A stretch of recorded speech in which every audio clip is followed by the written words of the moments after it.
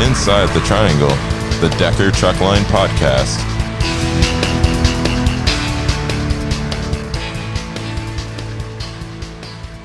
Welcome to Inside the Triangle, a Decker podcast. Today is our first initial episode. We're going to talk a little bit about the history of Decker Truckline. I've got the history of Decker Truckline pretty much here in the office. I've got Don Decker, Marv Heinze, and Joe Fell. I'd like them to introduce themselves. Let's start out with Marv. Introduce yourself and what did you do here? Well, I'm Marv Heinze. I started here in 1968 as a driver, and I must have done such a good job that I got promoted into the office. Okay. I think that's a good promotion. That's what happened to me. It wasn't bad. Joe, how about you? When did you start here? I started here in May of 1970, 50 years ago. And I started out as a driver.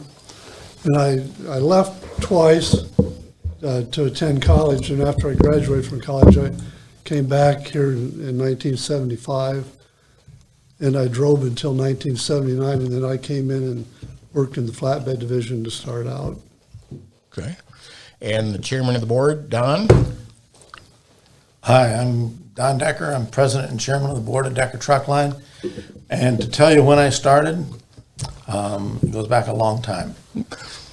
My first job, I think, was working in the shop picking up rags for my dad, and I was probably 5 or 6 years old back then. So ever since then, it's been an on and off relationship, and really been back since 1972. So you guys you're the building blocks from the 70s. You three are Marv, what was your title here? My title, it went from dispatcher to, at one point, even operations manager, one time vice president.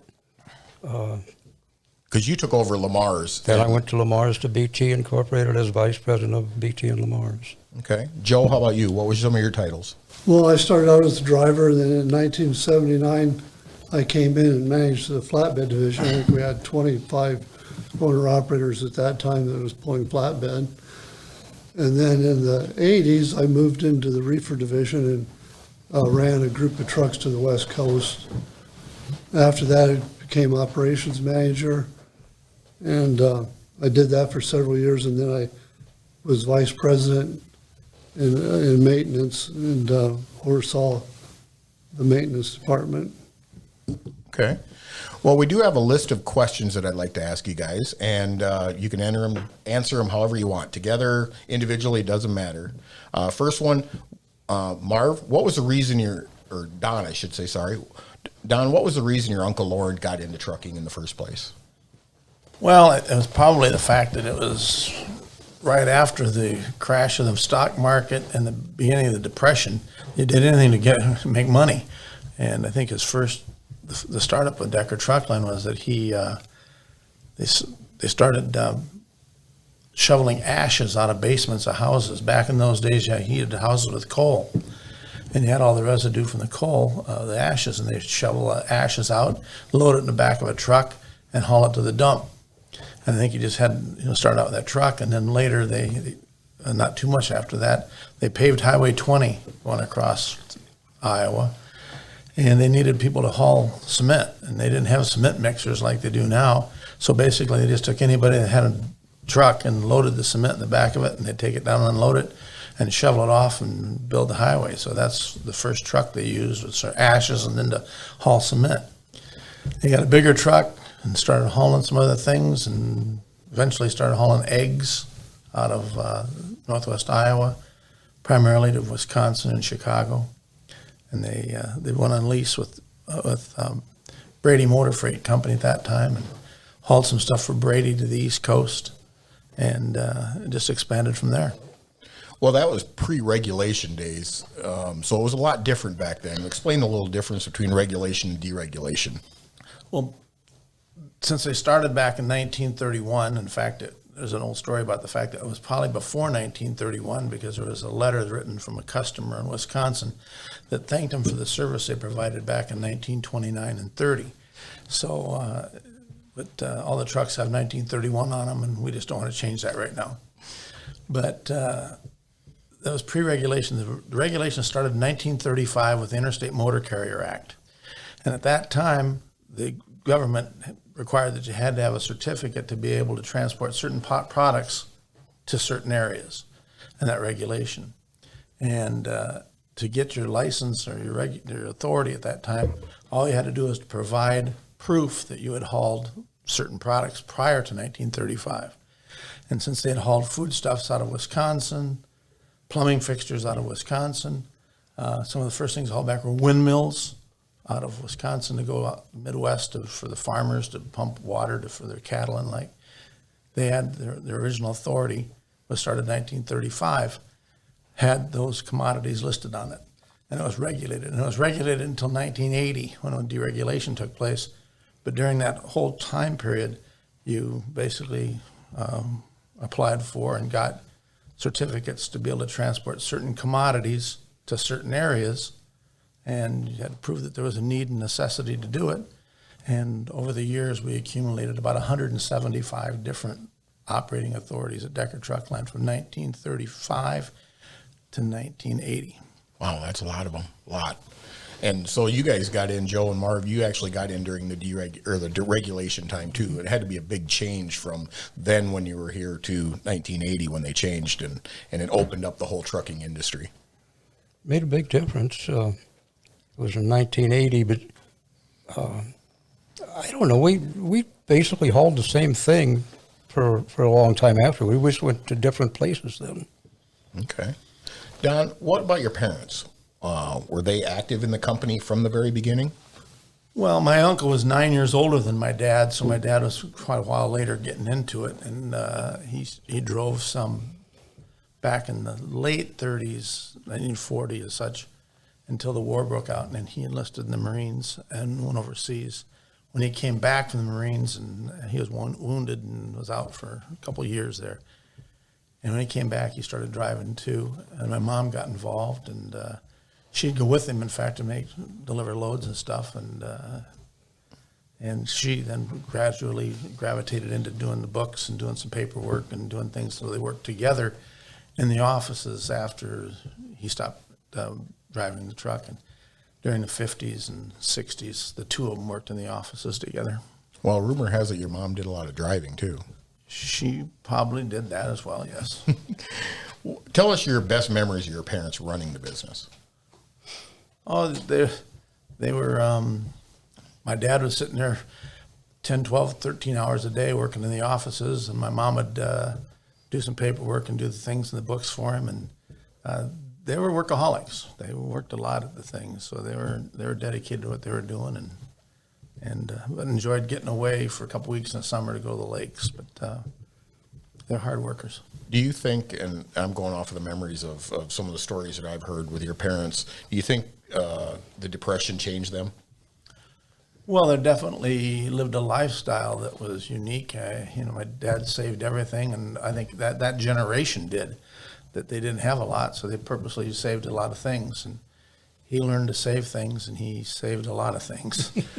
Well, I know one of the most famous stories I ever heard is my father was here for a lot of years, was your dad would go out and pick out the cans out of the garbage dumpster because they were recyclable and they were worth money, and he was not going to let that money go away.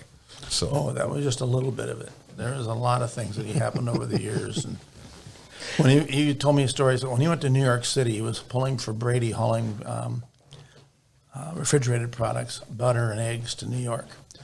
And he'd get off the truck in New York and had to unload at the piers. And where the other guys would sit around, he'd walk the streets around New York to parking lots of that and find things that were laying in the parking lots. Because during the winter, as the snow plows would push the snow away, they'd shove the snow up onto these empty lots. And as the snow melted, there'd be all those things that were left on the snow piles. And he'd come back with coins and this and that and all kinds of things that were actually just dumped in the street. Bicycle, all that kind of stuff. So he was a saver. wow. Marv, how did you get involved with Decker Truck Lines? I drove as soon as I got out of the service. I didn't know what to do, so I had an uncle that drove for Ellsworth Freight Lines at Eel Grove. And he said, well, ride along with me one time. And we went out to Boston, I think, that first trip. And I didn't have a license or anything else, but I knew how to drive. And we came back, and I said, it wasn't so bad. We took another trip up into New England.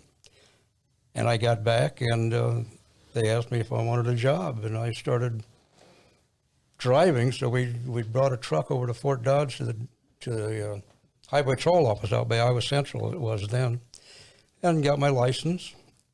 Drove there for 2.5 years and got married and thought maybe I better stick around home. So I stopped here at Decker Truck Line, and I stopped at Mallinger, and I stopped at Inner City in one day, just to let people know I wanted a job over, Midwest. And none of the people I needed to talk to were there. And that evening, about 6 o'clock, Lauren Decker called me. And he said, I understand you're looking for a job. And yeah, I am. Well, when can you go to work? Kind of any time. Well, I've got a truck and trailer sitting here with a load going to Chicago if you're ready. And that's how it started. I came over, he gave me $30 for expenses, and away we went, and that's how I got started with him. Joe, how about you? How'd you get started with Decker? Well, I was going to junior college here at Iowa Central, and I was looking for a summer job. There was 2 ads in the local paper, one for Herman Brothers to haul anhydrous and one for Decker Truck Line. So I came out and had an interview with Lauren. And I was a bit of a smart ass, and he asked me, why would I want to hire you? And I go, well, if you hired me, I could work to be one of the best drivers that you've got. And he kind of chuckled a little bit, and he hired me. And I started out delivering loads with an old driver, Adolph Grill. And I would go to Omaha and Sioux City and do, kind of local deliveries. And after that, Dale sent me on to Wisconsin, and that's kind of how I got started. Okay. What was your first trip at Decker, Marv? First one was a load of meat to Chicago, which I was familiar with that because when in my East Coast experience, we loaded back to Chicago. So Okay. I knew the city, and it worked well. Well, now, Marv, you said, or not Marv, Joe, you said that you started on the flatbed side. Is that No, I correct? started on they didn't really have a flatbed division that was doing much in 1970. So drivers would pick up loads in Chicago and Wisconsin and bring them to Fort Dodge, and then I would deliver them. There weren't any pallets back then. Everything was on the floor. So got a pretty good workout. Yeah, those are the hand lumping on days. There was a lot involved with that compared to nowadays, so that's for sure. I know one of the biggest things when I've been in this business now for 36 years, just the changes of how did you pay for your fuel when you're out on the road? Nowadays we have ComCheck cards and everything like that. And when you made a long trip out to the West or Chicago, how did you pay for your fuel? How did you pay for your running expenses? Marv? When I drove, we didn't go any farther than Chicago, Milwaukee, Green Bay. And I think when I started, you'd take like $30. That'd pay what few tolls you needed and fuel. I never drove when we needed to stop and get huge amounts of fuel or anything, so it didn't affect me driving at all. Joe, how about you? I remember they always gave us a check or cash for $30, and we just paid for cash with everything when we'd come back. Each trip would settle up. Don's mother, Donna, pretty much was who took care of the expenses. And we got by. Fuel was like 15, 18 cents a gallon back then. Quite a difference. So it didn't take a lot of money to operate. And we always left here full of fuel. We tried to come back as low on fuel as we could. So Don, when you first started, what did your mom and dad pay you a mile?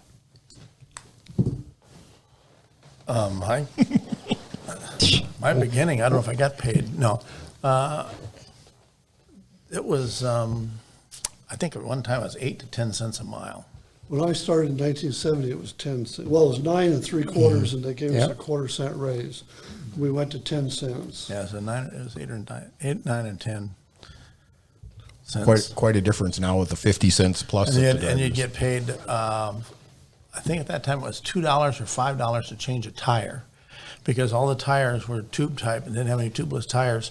So invariably, about every trip we made it to Wisconsin or Chicago, at least every other trip, you had to change a tire. And you had to jack them up with the jack by yourself out there and take the tire off, old Dayton wheels, put another one back on again. and it would be it was an adventure.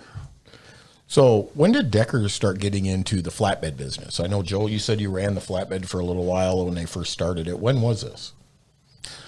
Well, flatbed was gypsum wallboard primarily at Fort Dodge, and that started in the early 50s. The first time, previously, wallboard was hauled in vans. They didn't know at the beginning that it would draw moisture and the like.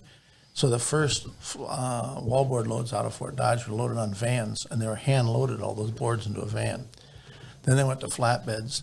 I think our first flatbeds were in 1952 or 53. I was pretty young at that point. But then hauled a little bit of it, and then we started leased operators. Leased operators had their own flatbeds and trucks and hauled it. Our railroad division started in the 70s. I think probably 72 or 3. Yeah, was the division opening. But prior to that, we'd transported wallboard since the 50s and 60s. If you had a crystal ball from the past, what would the future, and you could see into the future, what do you think you would have done different, if anything? Run for political office. Oh, God, no. Straighten things out. They always call me, well, it could have been Donald Trump. No.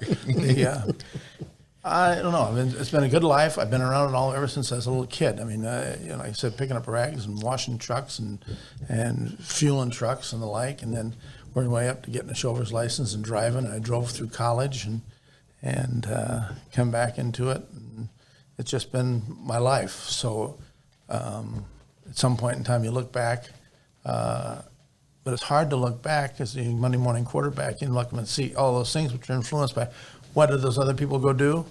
I think we've been pretty successful. This has been a good run, and I've enjoyed it.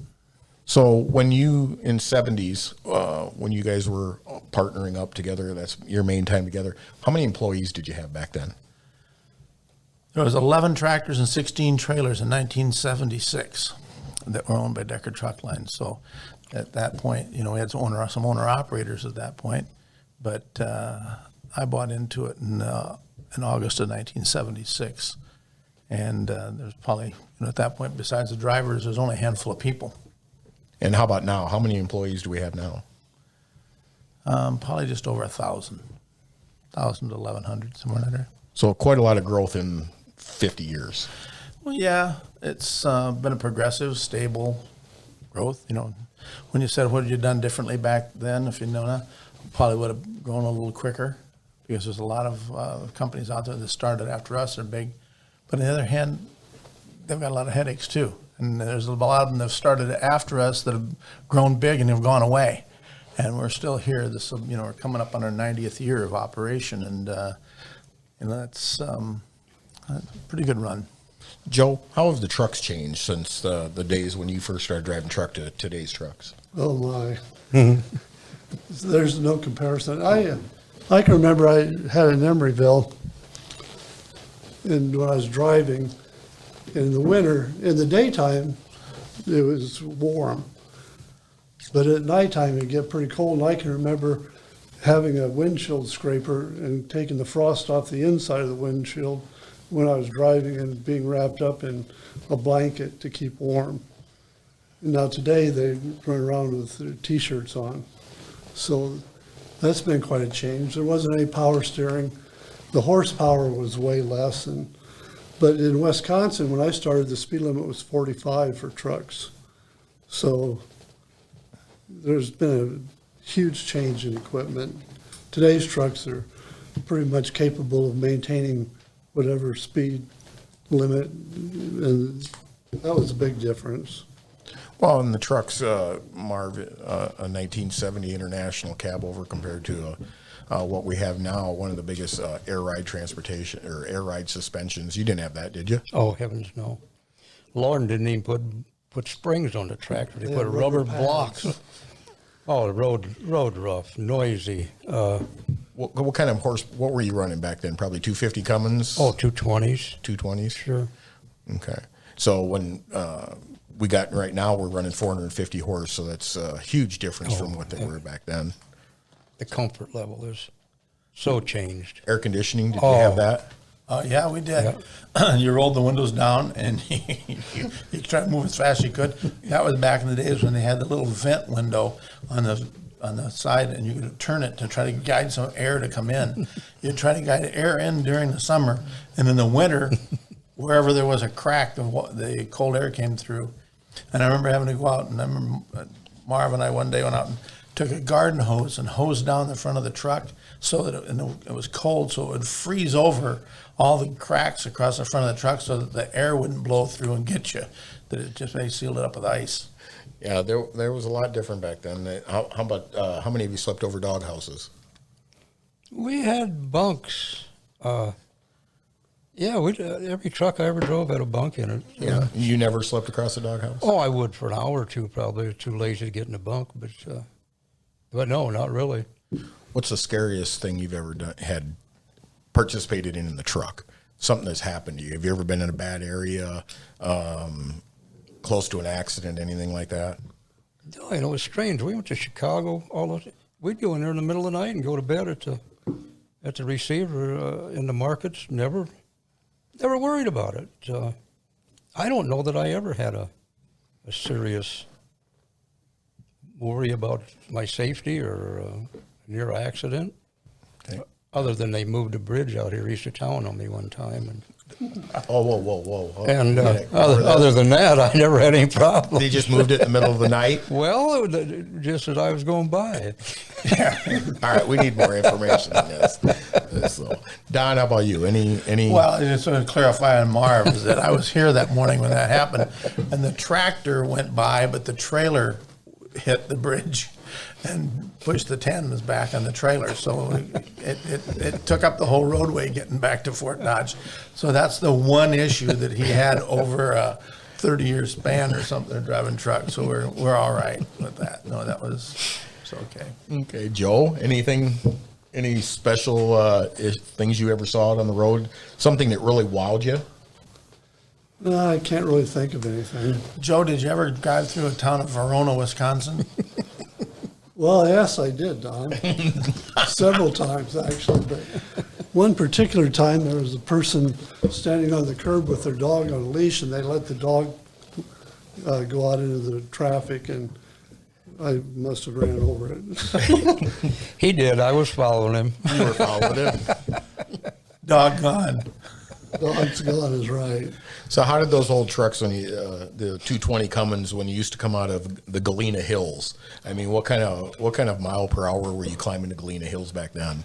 Slow. Probably 20. Nothing as slow as the fact my mom reminded me one time and my dad that when my dad was in Pennsylvania coming back out of New York City, and they're in the Laurel Mountains, and they were an old K8 truck, and this had been in 1939 or 40. That she said that she was riding in the passenger seat and he was driving, and she could get out and walk faster than he went up the hill. And he says, "You just kind of like, here, I'll show you how," and they would get out and walk next to the truck. And he says they'd just go up the hill at about a mile or two an hour, just climbing up over those hills. So. Well, being up here in the Midwest, winters had to have been brutal back then. You don't have the fancy heaters that we have nowadays. The Thermo King units were different. How did you prepare for winter back then? Well, one of the things that it didn't have the snow removal equipment like they've got now in the state going around to that. So when you went out, you're kind of a lot of times you're on your own to get out there, and there's a lot of times that things get snowed in. And I think that one of the times I came back out of Chicago with a truck, and I got down near Iowa City, and they had a pretty good snowstorm, and they probably had a couple feet of snow. You don't have that now, whether it's global warming or snow, whatever's going on, it changes that. But the weather patterns. But I got stuck in a snow drift down there with a whole bunch of cars in line on the interstate, and I was there for 24 hours out on Interstate 80, and a lot of cars were running out of gas, so we brought people over and put them in the trailer, started the heating unit up in the refrigeration unit, and had people inside the trailer. So, those are kind of things that happen then. You don't hear of that much anymore. But you just, when you went out on the road in the wintertime as a driver, you made sure that you were prepared with a coat, hat and gloves and everything, because you just never know when you're going to be out there. And it kind of gets that point that occasionally now that you just better be prepared for what can happen and to be ready for it. Well, I think one thing that's really changed in the industry here lately is just the camaraderie between drivers. You can name, like you named your trainer, Joe Adolph, I believe was your trainer. Yeah. And you probably kept in contact. You ran across him. You guys would probably meet at a cafe because we didn't have cell phones or anything like that back then. So how did you run it? You just ran into him or CB radios or anything like that when you're out on the road? Or did you have your favorite stops between here and Chicago where everybody's, hung out? Marv? Well, Lauren had a rule. We had to leave here by noon on Sunday, no matter where we're going. So we'd be 4, 5, 6 trucks. We'd get to Blairsburg, 30 miles, stop and have coffee, and we'd get everybody be grumbling and growling. You're mad by the time you left. So then the next stop was Manchester, Iowa. It's pretty happy till you get there, and everybody's growling and grumbling. Then you might get to Verona, stop there again. It was just, we went the same route, so we saw guys daily. We didn't have CBs either to start with. Oh, you didn't have Oh, CB no. back then? No. And eventually we did, but not when I started by any means. One thing that was real different back then was the volume of traffic. We didn't nearly have the traffic. There's no comparison. I can remember times when you would go for maybe an hour and not meet anyone. So if we did have bad weather, it wasn't as dangerous, I think, as it is now because of the speed and the traffic flow now is so much greater. There's more opportunity to have problems. So I just have to ask, Marv, what was your CB handle when you had one? Was bartender. Bartender? Don? Aviator. Aviator? Joe? Bigfoot. Bigfoot. So and everybody has a story. Don, how did you get Aviator? Did you have your pilot license already? Yep, I did. I got it back in 1970, and I was on the road doing that. And some of those, in fact, you're talking stopping at truck stops. The stops typically the same places, and people knew it because my dad knew that if they needed to get a hold of somebody, he'd call Alan Norma's Cafe in Manchester, and usually try to catch them there. Or you'd call Nobles or the Motor Oasis in Madison, Wisconsin, and catch them there. Or Loudon, truck stop in Loudon. There'd be various places that the guys would stop in, and they'd usually leave a message that they were there. Okay. Joe, I want you to tell me and it doesn't matter what the story is, I want you to tell me a story about Don and his driving days. Well, actually, I'm not able to do that because we didn't drive together at the same time. Okay. How about Marv? John and I did, in fact, we took the first load to California in an old cab over. Don's driving. We're going around Salt Lake because we weren't brave enough to go down the hill, so we were going around the valley.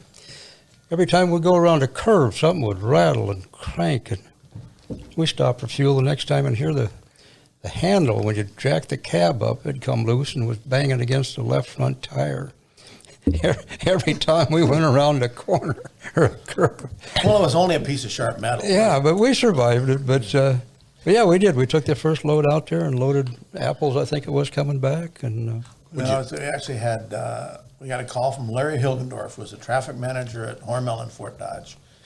And we were trying to run freight to California. And he said, here's an opportunity for you to do that. And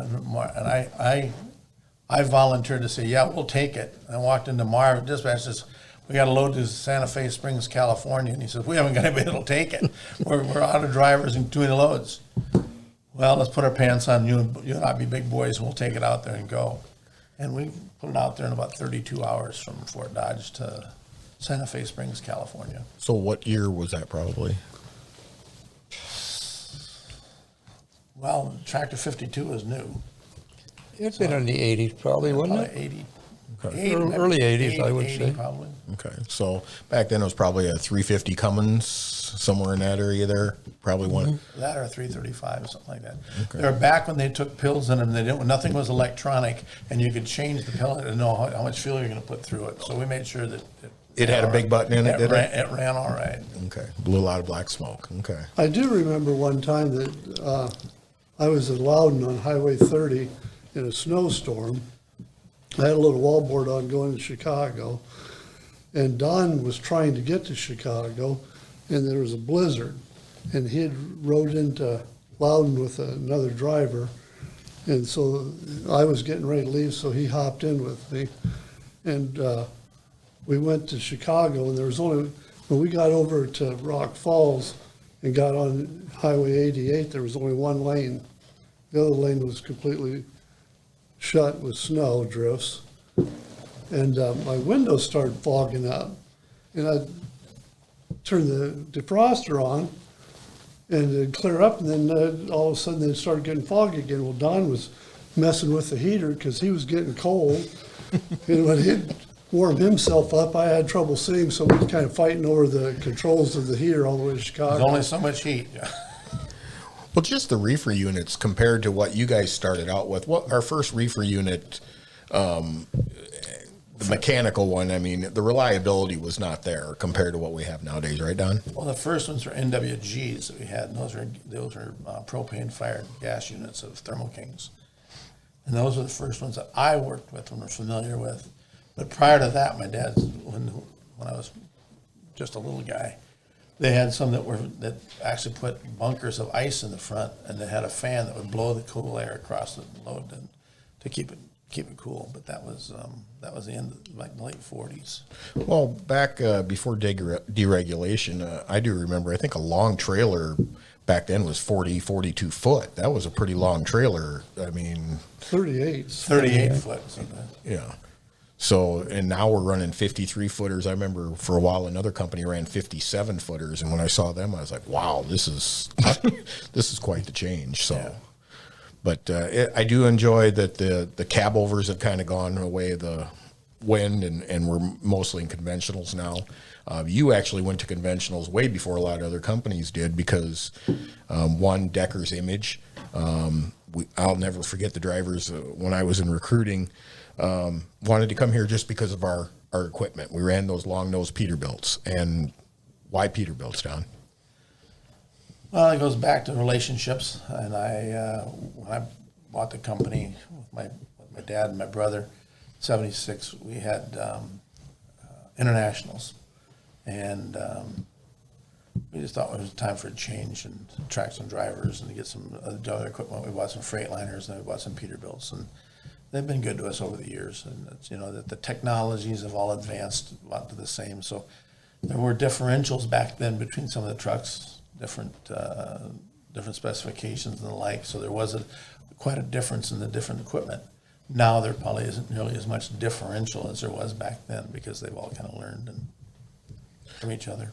So Joe and Marv, you guys started as drivers. Both went to college. Marv, you went to college too, right? Did not. You did not. You're like me. Okay, you're He one went of those. he went to the College of Vietnam. Oh, Yeah.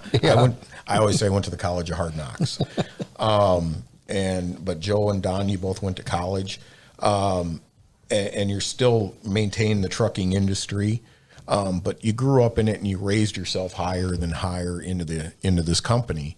What advice would you give Marv, Joe, to another driver out there on building themselves up higher? Wow. I guess just be the best you can and talk to the other drivers. Try to promote the company. Get away from being so negative. Get around a group of people that's pretty easy to get down, and just be yourself and, put out a good image. It helps. But it can be done. That's the main thing. Certainly it can. So, Certainly. Joe, anything you want to add to that? I'd pretty much go with what Marv says. Do the best you can. Take good care of your equipment. Try to keep a real positive attitude. Have some patience. And if you do have a desire to do something, let it be known. And then just work towards that. It's kind of limited to the number of people that can advance. The pyramid's pretty small at the top, so just speaking of that, dedication, I guess. how did they know that you wanted to move from driver to the office? Marv, you too. Well, Joe first. I don't really remember. Okay. Marv, do you remember how they knew that you wanted to? Well, I didn't really want to. when Don took over the company, I was still driving, and he said, asked me if I wanted to, and I was just scared to death. I kind of like driving. And, you know, Don, he can get persuasive, and pretty soon, well, we'll try it for a week. Well, we tried it for a week or 2 or 3, and I think I was in the office for probably 2 or 3 months. And one day we were talking, his dad came in and said, you know, we got to figure out what to pay you. I hadn't been paid anything yet. And so I think Bill Fairbank, the attorney, came up, and Don and Dale, and we sat there and made things work. Do you think that not getting paid for 2 or 3 months would get by with anybody today? Well, it probably wouldn't, but I wasn't worried about it. I just, you know, I knew things would work. But, yeah, had a lot of faith in them. Well, that was me. I mean, I made it well known to Jim Wilkins. Jim was here for Yep. 30 years, probably, no, 20 some years, I believe it was, before he retired here recently. And I just made it well known to him that this is my goal. I wanted to move up. Sure. So, a little rapid fire question action we're going to have now. I will say, one thing to correct with Marv is one of the things you know when you want to get success, it's the people. And it's the people that do hard work and get the job done. And those that have that desire and commitment. And I knew that in both of these guys that that was true. And if you want to have a leader that can get the job done and do it by example, and these two were both a couple of the best drivers we ever had, and allow them the opportunity for upward mobility and to say, hey, you know, and he knows when somebody's trying to pull the wool over his eyes that, hey, yes, you can do it because I did. And they both did that for a long time. And it still goes. I can attest to that to myself. But our VP of operations now was a former driver, a part-time driver for us, but he was a driver himself and has moved himself up. So it is there and it is available. We're going to do a little rapid-fire questions now. Marv, what was your favorite amenity in a truck? We didn't have any. Old or new? You've driven some new ones. Oh, I think the main thing was power steering was a huge thing. Oh, yeah. I never drove one that had air conditioning in it. They started putting springs and air ride on them. The ride was so much better. It was quieter. But I never drove any of the modern ones until after I retired. I did some driving. But Yeah, we used to call that Armstrong steering. oh, my goodness, yes. Yes. These guys nowadays, we have that. What year is that Peterbilt out in the shed? Is that 77? Just 67. Is it a 67? They need to take that baby out and back in somewhere with it. I went to Iowa, down to Des Moines to the fairgrounds and drove that thing home after a show. I'm a little weaker than I was then. I couldn't hardly turn the wheel on. You're not a young man anymore. Oh, no. Joe, what was your favorite commodity to haul? My favorite commodity, Yeah. box meat, I suppose. Okay. Because you like the exercise of unloading it, or? Well, not really, I guess. Okay. Don, favorite place to drive, deliver to, city, customer? Oh, I was like going to Kohler, Wisconsin, because they have Johnsonville sausages nearby, and there's a little bakery that you can get fresh buns out of. So this, when you get done, you can drive over there in Sheboygan Falls and pick up something like that and have something like that. But no, most all when I was driving up in Wisconsin delivering wallboard and like, most of those places are really nice people, and you got in and you do that. There were some places back, like Joe was doing delivering loads. I did that for quite a while. And there was a couple places that you got to that you had to fingerprint a lot of freight. And when I back into the dock over at Sioux City, Iowa, at Kaplan Wholesale Grocery Company, and have 3,000 boxes on the trailer that you have to unload, that probably wasn't my favorite place to go. And that's a lot different now, because now it's all palletized and shrunk wrapped and take it right off. Yeah, mine was Kraft in Champaign, Springfield, and then they would, it's got to go on Smallwood. But it's so nice on that big wood. Why does it have to go on Smallwood? Marv, favorite truck stop? I suppose the one at Madison was as nice as any. what was the name of that again, Don? The Motor Oasis. Motor Oasis, yeah. And it had a. They had a very nice restaurant across the creek you could go to and have a nice Nobles. dinner. And Nobles was the name of it. Okay. Was that next by the Pine Cone, or was that before the Pine Cone? Probably. I don't know where the Pine Cone is. That was on the north side where Peterbilt is. They had No. the- Oh, no. This is on the south, Oh, the south southwest side. side of town. Yeah. Joe, favorite restaurant to eat at out on the road? I'd say probably Nobles in Madison. They had a nice selection. All right. Don, this is a good one for you. Peterbilt, Freightliner, or Volvo? Yes. All right, Marv, will ask you. So, you guys, have you even driven a Volvo?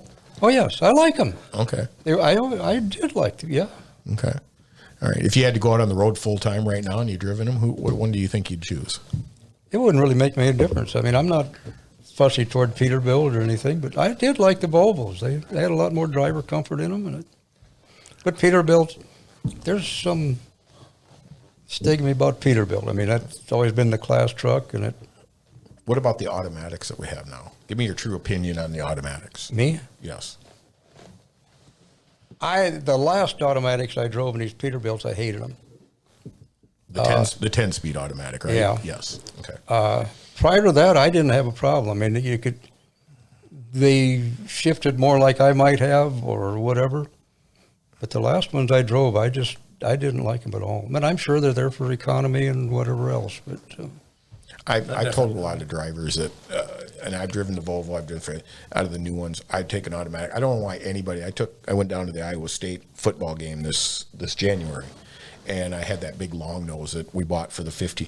And I was going to send a video back of me shifting. I was going to have my wife say, why am I doing this? It is so much easier just to put it in D and go. Yeah. Why do we do this? But everybody has their preference. So, reefer or flatbed, Joe? Reefer. Don? Yes. Oh, that's why he wants to be the politician. All right. Marv, reefer or flatbed? reefer now by far. Okay. All right. Safety department, any safety messages you'd like to put out there to help the young drivers or new drivers that we have at the company? Marv? I might not be a good one to ask that He's the one question hit the bridge. But one accident in how many years? That's pretty Well, good. yeah, and like Joe said, there's so much more traffic now. It's just the trucks, I think, are a lot safer now. They'll maintain their speeds better. Safety-wise, I think now the rest periods are mandatory. It's got to be a big thing. So what do you think of the e-logs? I mean, you're all old enough. Don't lie to me. You ran 2-3 logbooks, whatever needed to be done. What do you think about e-logs and the mandatory, how it's set up today, the 10 and 14? I mean, or 11 and 14, sorry. How do you feel about it? It would have never worked for me. I mean, it really, I don't require a lot of sleep. And if I was going somewhere, I wanted to get there. I mean, I just, I'd have a tough time with it. Don, if you could change one thing on that, what would it be? On the ELDs? Well, on the ELDs and the brake requirements and stuff like that. Well, everybody's physiologically is different, and there's some people that require more sleep than others. There's just some constraints that are on there that make it not workable to the best safety. Issues are that if you're going into a city and you get there at 7 o'clock at night, but you run out of hours, and you're only an hour away from the destination, and you're not tired, why can't you carry on that other hour to go on and to get there? But otherwise, you have to sit and wait, take your break, and when you wake up in the morning, it's traffic, it's rush hour, it's a whole other deal. And I just wish there's a flexibility there for people to make their own determination of saying, should I go or not? How about the idea of when people go on vacation, drivers on vacation comes back, they've been having fun and all that. Well, maybe they're a little tired. They want to stop and they can't drive 10 hours or 11 hours. And after 3 or 4 hours, they're tired. Allow them to stop and still not lose that time to go drive again. I know when I was driving, that 5 o'clock to 6 o'clock time period of the day when the sun is coming up, I needed to stop But boy, if you're on a strict law, on this strict requirement of the electronic logs, you got to keep moving. I don't think it provides the safety necessary for the flexibility for a person to be safe. So if I change it to be, there'd be some mechanism that would allow you that flexibility to do that. What about the, Joe, what do you think of the 34-hour restart? You know, we never had a 34-hour restart when we were driving, and we had to run off of recaps, and we made it work. Sometimes I think drivers use the 34-hour restart as a crutch. What do you think of the 34-hour restart, Joe? I thought the same as you, that it really wasn't necessary to go back to zero. And I think one of the misconceptions that I always thought was that you don't have to reset all the way back to, from the 34. It depends a lot on what your route is and what if you're on a delivery that can be done within the 11 hours, I think the logs are really a good thing because it takes care of everything for you. Especially like on a long haul or things like that. But I don't have a lot of experience personally with that electronic log. But I always questioned the 34-hour restart. I didn't think that was necessary. I think one of the fallacies of the 34-hour restart, two things. If you're on the road, there might be an assumption that you're at home and you're getting a 34-hour restart. How many people stop for 34 hours and sleep? What do you do for the 34 hours? At the end of 8 hours of sleeping, or 7 or 5 or whatever a person requires, what are you doing for the next 24 hours? And there's always a question of where are you? There's probably a reason why there's an awful lot of trucks sitting at casinos and sitting at places like that, because they're on the 34-hour start, and that isn't great. The other thing the second reason why is if you're close to home and you run out of hours and you got to do a 34-hour restart, you might only be an hour or two away from home. Does it make sense to sit 2 hours away from home during a time period when there's a lot of pressure to get home time, but the guys to sit 2 hours away from there and wait for 34 hours to go home? It doesn't make sense. My biggest one was the 14-hour rule also, because I was a guy who liked to, if I was going to hit rush hour traffic in Chicago, I'd pull over and take a 2-hour nap, let traffic die down, and go on after everything was settled down. You can't do that now. They force a guy to drive in that traffic, and it's just not comfortable for me. Well, back when you said about safety, what's the biggest things there? I think one of the biggest factors for safety is planning. For a driver to plan ahead, to know when you need to leave, when you need to get there, what route you're going to take, watch the weather to see what the weather is going to be. You just don't sit out and just go out and get in the thing and take off and then realize that you're driving into a snowstorm or to high winds or whatever, or to not know exactly where you're going, to be able to determine that. And I think one of the biggest things of safety is just having the knowledge and knowing what am I going to do? What's the expectation of me, and what can I get accomplished in that? And it's just the planning ahead to make certain, so that there isn't that uncertainty that a guy makes a mistake because he took the wrong corner, or the weather wasn't right, or driving by some place that there's going to be an event that day with a lot of traffic and that. So it's just plan ahead. Well, speaking of planning, so did you guys have GPS to get you where you were going? No. So that's the one skill I think that is lacking nowadays, is being able to read a map and plan a trip. They're not taught that. Everything is done by, I got my phone, I got my GPS. They don't know how to lay out a plan on a map or prepare themselves for it. And I think that's a skill that's lost. I don't know if it'll ever come back. What do you think, Marv? Well, I think GPS, you just put in where you're going. It'll tell you pretty much when you're going to get there. I think it's really helped, but I don't know. Maps, they worked when I did it. Biggest issue we have with GPS is they lead guys down the wrong roads. Well, you got to look at a map and say this is how I should go, but yeah, it's an aid. It's not an absolute by any means. You got to use common sense with them. When it takes you down a road and you pull up to a bridge that's only 12 feet high, well, if the GPS says I can do it, well, good luck. You're not going to make it. So you just got to use some common sense. Okay. Well, we're about out of time here, so we're going to close it up. You guys I'd like to have you each make a statement of what you think of your time with Decker Truck Line and what you see in the future with the transportation industry. Joe, you want to start? Well, I really enjoyed my time at Decker Truck Line, driving and working in management. I think it's a great company, and I think especially they have good customers and really good equipment for the drivers. I assume that will continue, for years to come. But I think it's a wonderful place to work. Marv? Well, I got to say the same thing. It's a well-respected company. No matter where you go, what did you do? I worked for Decker Truck Line. Oh yeah, that's they're just, you don't hear the negatives. Did well by me. I'm completely satisfied with my life here. Very good. Don? Well, it's been my life, and I guess it's, as I approach a birthday coming up pretty soon at 72, you got to start realizing that there's a time to pass this on to maybe a younger generation to understand the technology, all the issues that are going on out there. I always thought I was learn everything as I came along, and I did. I tried to keep up on top of everything. But boy, some of the stuff is moving fast, and then now they sit in this society we've got going now with this epidemic and things that have happened in this past year that you didn't ever realize were going to happen.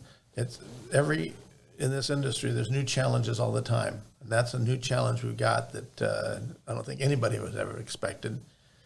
But we've always faced up to those challenges and did the best job we can. I got to recognize, as I said before, the success is coming out of the people that you're with and the people that work with you. And I think we've had fabulous people over the years. And one of the reasons that we're successful is it's because of the quality of the education and the people and their dedication and commitment that they were there and did the best job they could.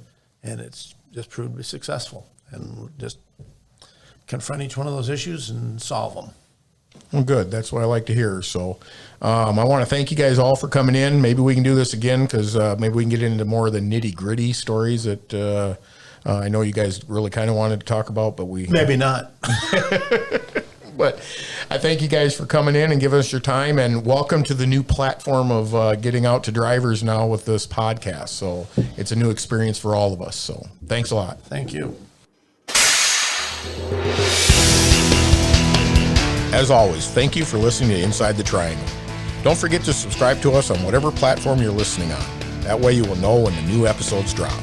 And remember, submit your questions to podcast@deckermail.com and you could be featured on one of our upcoming episodes. The best way to do this is to create a voice memo on your smartphone, record your question, and email it to podcast@deckermail.com. Once again, thank you for listening. Stay driven to be the best.